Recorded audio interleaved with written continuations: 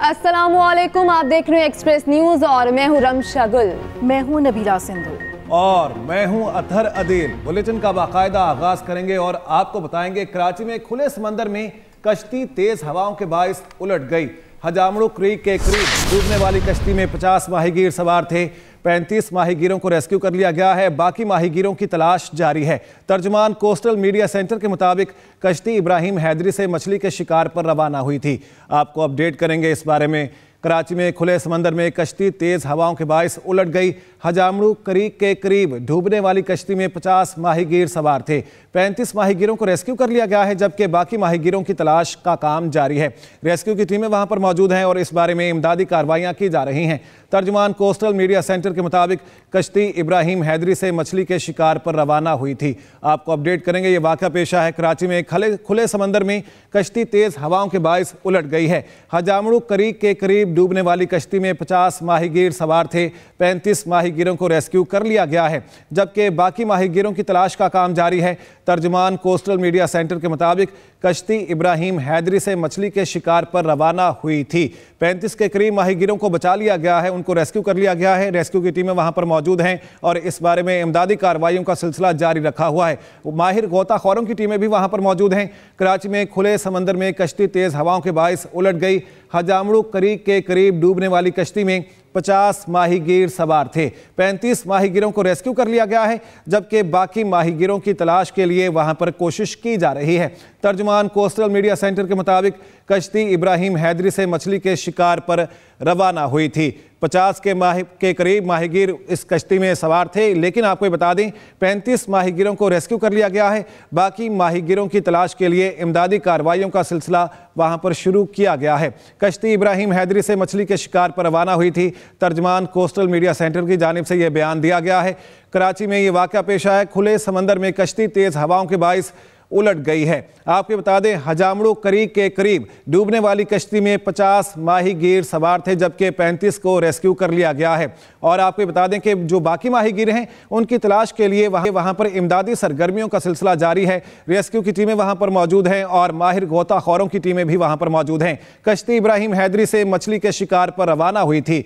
खुले समंदर में कश्ती तेज हवाओं के बाइस उलट गई है। यह वाक़या पेश आया है कराची में। आपको बता दें हजामड़ू क्रीक के करीब डूबने वाली कश्ती 50 माहीगीर सवार थे। 35 को रेस्क्यू कर लिया गया है। बाकी की तलाश का काम वहां पर जारी है। रेस्क्यू की टीमें वहां पर मौजूद हैं। माहिर गोताखोरों की टीमें वहां पर मौजूद हैं। इमदादी कामों का सिलसिला शुरू किया गया है। आपको बता दें 35 माहीगीरों को वहां से बचा लिया गया है। कश्ती इब्राहिम हैदरी से मछली के शिकार पर रवाना हुई थी।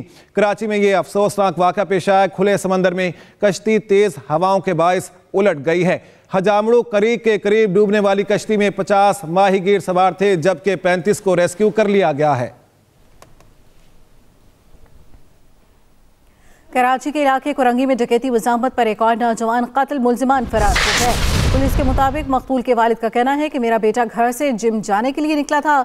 लारेब बेसिक अकाउंटिंग पर किताब लिख रहा था। मुल्जिमान ने मकतूल से मोबाइल फोन छीनने की कोशिश की। मोबाइल फोन में लारेब की किताब का डेटा था, जिसकी वजह से उसने मज़ाहमत की। कराची में डाकुओं ने एक और कीमती जान ले ली। कुरंगी अल्लाहवाला टाउन में 2 बेरहम डाकुओं ने नौजवान लारेब को मोबाइल छीनने के दौरान मुज़ाहमत करने पर कत्ल कर दिया। मकतूल के वालिद का कहना है कि लारेब बेसिक अकाउंटिंग पर किताब लिख रहा था। मुल्जिमान ने उससे मोबाइल छीनने की कोशिश की। मोबाइल फोन में लारेब की किताब का डेटा था, जिसकी वजह से उसने मुज़ाहमत की। लारेब जिम जाने के लिए घर से निकला था। कहाँ है हमारे इदारे जो हमारे लोगों का तहफ़्फ़ुज़ ही नहीं कर सकते? कहाँ है वो हमारी गवर्नमेंट है जो एक आम आदमी से जब दिल चाहता है, जिससे दिल चाहता है उससे मोबाइल छीन लेते हैं, जिसका दिल चाहता है उससे कत्ल कर देते हैं। लारेब निजी यूनिवर्सिटी में BBA फाइनल का तालिब इल्म था, जिसकी आइंदा बरस शादी थी। शहर में रोज़ाना की तादाद में डकैतियाँ हो रही हैं और मुसलसल हो रही हैं, लोग मर रहे हैं, लेकिन कोई रोकने वाला नहीं है। पुलिस के मुताबिक मुल्जिमान ने गली में पहले एक लड़के को लूटा, फिर लारेब को लूटने की कोशिश की तो मज़ाहमत करने पर डाकुओं ने 2 गोलियां चलाईं। एक गोली लारेब को आंख के करीब लगी, जो जानलेवा साबित हुई। जाए वक़ुआ से एक 9mm का खौल मिला है। Sajid Rauf, Express News, Karachi. असद कैसर की गुफ्तगू आपने सुनी। आगे बढ़ेंगे। अहम खबर वज़ीर आज़म शहबाज शरीफ से साबिक़ सदर आसिफ जरदारी और चेयरमैन बिलावल भुट्टो जरदारी की सरबराही में वफ़द की गुज़श्ता शब मुलाकात हुई। वक्त का वज़ारत उस्मा का मनसब संभालने पर नई ख्वाहिशात का इजहार। आसिफ जरदारी ने वज़ीर आज़म को यकीन दहानी कराई कि पीपल्स पार्टी मुआशी इस्तेहकाम और खुशहाली के लिए हुकूमत के साथ खड़ी रहेगी। वज़ीर आज़म की जानिब से तशक्कुर का इजहार किया गया। कहा, खुदा और अवाम का तहे दिल से शुक्रगुजार हूँ जिन्होंने पाकिस्तान की खिदमत के लिए फिर से मौका दिया। और यहाँ अहम खबर आपको देंगे, हुकूमत की IMF की एक और शर्त पूरी करने की तैयारी। सरकारी मुलाजमीन की पेंशन का बड़ा बोझ खत्म करने के लिए नई रज़ाकाराना पेंशन स्कीम तैयार कर ली गई। ज़राए वज़ारत ख़जाना के मुताबिक नई pension scheme securities and exchange commission ने तैयार की है। नए सरकारी मुलाजमीन को हुकूमती पेंशन की बजाय रज़ाकाराना पेंशन स्कीम दी जाएगी। आपको अपडेट करेंगे इस बारे में। हुकूमत की IMF की एक और शर्त पूरी करने की तैयारी सामने आ रही है। आपको बता दें, सरकारी मुलाजमीन के पेंशन का बड़ा बोझ ख़त्म करने के लिए नई रज़ाकाराना पेंशन स्कीम तैयार की गई है। ज़राए वज़ारत ख़जाना के मुताबिक नई pension scheme securities and exchange commission ने तैयार की है। नए सरकारी मुलाजमीन को हुकूमती पेंशन की बजाय रज़ाकाराना पेंशन स्कीम दी जाएगी। इरशाद अंसारी हमारे साथ हैं, उनसे बात कर लेते हैं। जी इरशाद अंसारी, बताएगा ये IMF ने अपनी शराइत में दर्ज किया था और इस सिलसिले में क्या किया जा रहा है?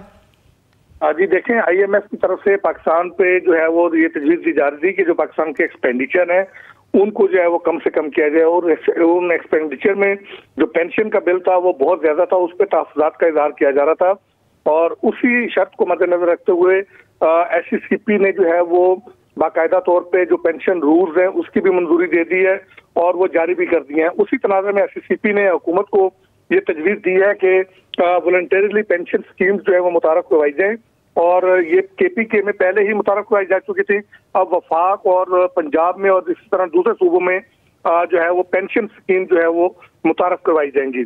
ये जो पेंशन स्कीम का ड्राफ्ट है ये SCCP की तरफ से तैयार किया गया है और उसमें जो है वो हुकूमती पेंशन की बजाय जो है वो जो नया मॉडल है उसमें वॉलंटरीली पेंशन स्कीम जो है वो इंट्रोड्यूस करवाई जाएंगी ताकि उसका जो कौमी खजाना है उस पर बोझ ना हो और इन जो लोगों से जो पेंशन या ग्रेजुएटी की मद में जो कटौती होती है उसको जो है वो मुख्तलिफ फंड्स में जो है वो इन्वेस्टमेंट की जाए और उससे जो ROI आए तो उससे जो है वो मुलाजमीन को पेंशन दी जाए।